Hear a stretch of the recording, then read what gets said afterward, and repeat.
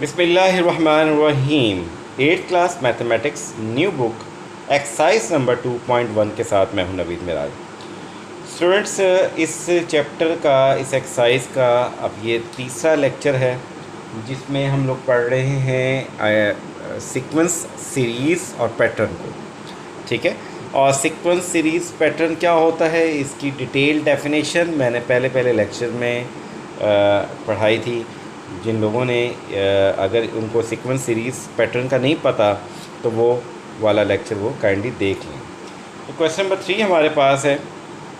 इसमें भी आपने क्या करना है जी, दो काम करने हैं। एक तो नंबर पैटर्न बताना है और इस सीक्वेंस को कंप्लीट करना है। नंबर पैटर्न से मुराद होता है रूल जिसको ये सीक्वेंस फॉलो करती है, वो रूल भी आपने यहाँ पे आइडेंटिफाई करना है। उसके बाद इसकी सीक्वेंस को कंप्लीट करना है। तो चलते हैं जी सवाल की तरफ। इसमें गौर से देखिए, यहाँ पे हमारे पास जो पहली टर्म है वो है 77 और जो दूसरी टर्म है वो है 66।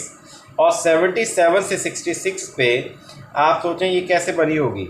77 से जब 66 में आते हैं तो आपने यहाँ पे एक नंबर जो कि है 11 उसको सब्ट्रैक्ट किया हुआ। तो यानी 77 में से अगर मैं 11 को सब्ट्रैक्ट करूँ तो 66 पे पहुँच जाता हूँ। इसी तरीके से अगली टर्म 55 है 66 के बाद। तो यहाँ से 55 पे आने के लिए अगेन आपने यहाँ से एक नंबर 11 को सब्ट्रैक्ट किया हुआ है। ठीक है, तो ये तो हो गया हमारे पास पैटर्न के हर अगली टर्म हासिल करने के लिए आपने क्या करना है, नेक्स्ट टर्म में से पिछली टर्म को क्या करना है, 11 सब्ट्रैक्ट करेंगे तो हमारे पास अगली टर्म आ जाएगी।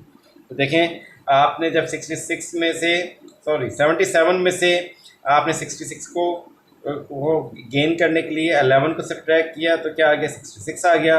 66 में से 11 को सब्ट्रैक्ट किया तो 55 आ गया। यही हमारा क्या बन गया है जी, पैटर्न। तो सबसे पहले तो यहाँ हम लिखेंगे इसका पैटर्न। तो यहाँ पे हमने लिख दिया pattern is that to get next term के यहाँ पे अगली टर्म हासिल करने के लिए वी सब्ट्रैक्ट 11। हम 11 को सब्ट्रैक्ट करेंगे फ्रॉम द प्रीवियस टर्म, हर पिछली टर्म से। जब पिछली टर्म से 11 का सब्ट्रैक्ट करते हैं तो आप अगली टर्म पे पहुंच जाते हैं। इसी सीक्वेंस को फॉलो करते हैं। 55 में से जब आप 11 को सब्ट्रैक्ट करते हैं तो ये आ रहा है हमारे पास 44। इसका मतलब 55 से जो अगली टर्म है वो क्या बन गई, 44, बिकॉज आपने उसी सीक्वेंस यानी 11 को सब्ट्रैक्ट करके यहाँ तक पहुँचे। अब 44 से अगली टर्म इसको चेक करते हैं 33 आता है या नहीं। ऑब्वियसली इधर भी ऐसे ही आया, जब आपने 11 को सब्ट्रैक्ट किया तो 33 आ गया, ये चेक हो गया हमारा। और उसके बाद 33 से अगली टर्म, इसमें से भी अगर आप 11 को माइनस करें तो मेरे पास क्या आ जाता है, 22। ये भी चेक हो गया कि हमारा ये जो सीक्वेंस का जो आपने पैटर्न आइडेंटिफाई किया बिल्कुल ठीक है, 11 को सब्ट्रैक्ट करने वाला। यहाँ ये तसल्ली हो जाती है। इसके बाद 22 से अगली टर्म ये भी मिसिंग है। इसको बताने के लिए आपने क्या करना है, अगेन 22 में से 11 को सब्ट्रैक्ट कर दें तो हमारे पास क्या आ जाता है जी, 11 आ जाता है।